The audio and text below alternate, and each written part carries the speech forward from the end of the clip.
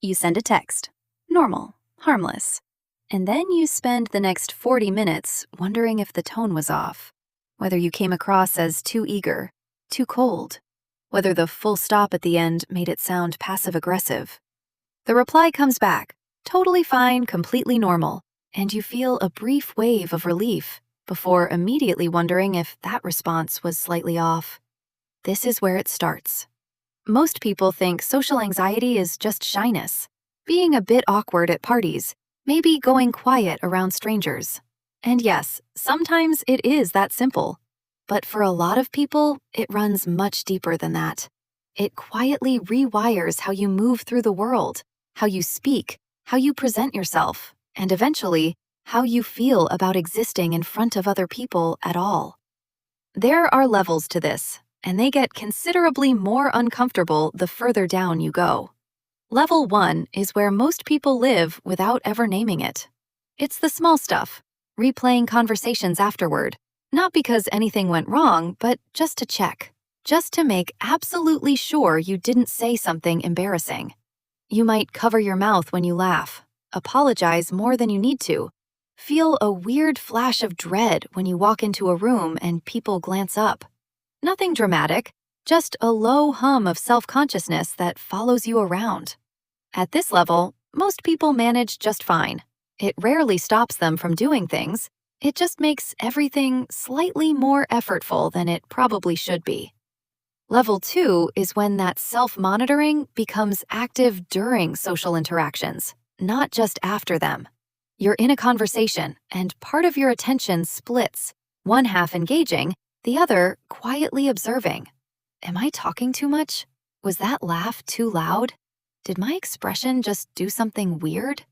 You start tracking your own body language in real time, which, if you've ever tried it, makes you move like someone who has recently forgotten how human beings are supposed to stand.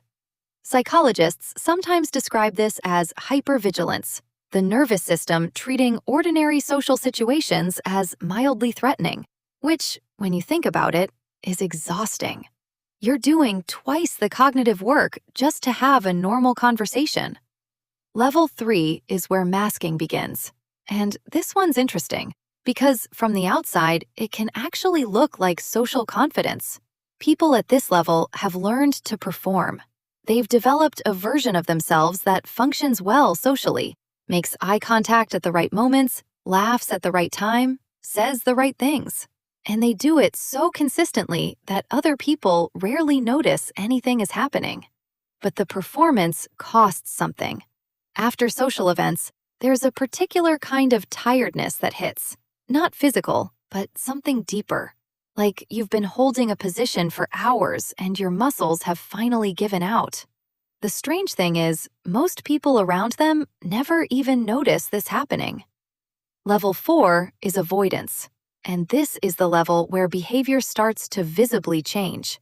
Messages that sit unanswered for days, not because the person doesn't care, but because responding feels like opening a door they're not sure they can handle right now. Plans get canceled, often at the last minute, often with excuses that are technically true but not really the point. Being alone starts to feel less like loneliness and more like relief. And that shift is significant, because there's a difference between enjoying your own company and needing it as a buffer against the discomfort of being around people. Level 5 is quieter, but it cuts deeper. This is where identity starts to feel unstable. You act differently around different people, not in the small, normal way everyone does, but significantly differently. Around some people, you're louder. Around others, you almost disappear. And after a while, you start to wonder which version of you is actually real, or whether there's a real version at all. Fear of authenticity lives here. The worry that if you showed people who you actually were, without the performance, without the management, they'd find it insufficient. So you keep adjusting, keep calibrating, keep presenting whichever version seems safest for the room. Level 6 is when self-consciousness becomes automatic and largely unavoidable. Walking into a public space feels like entering a stage. You become acutely aware of how you're moving, where you're looking, what your face is doing. Thinking about how to walk naturally, which is a thought that immediately makes walking naturally impossible. There's a particular experience at this level, standing somewhere ordinary, a queue, a street, a waiting room, and feeling, without any real evidence, that people are watching, evaluating, that you are somehow more visible than everyone else in the room. Rationally, you know this isn't true, but the feeling arrives anyway, uninvited, and it's remarkably difficult to argue with. Level 7 is where it becomes less about embarrassment and more about something harder to name. This is emotional withdrawal. Not dramatic, not visible from the outside, just a quiet, persistent pulling back from being perceived. The fear has shifted. It's no longer about saying the wrong thing or looking awkward. It's about being truly seen by another person and being found, somehow, lacking.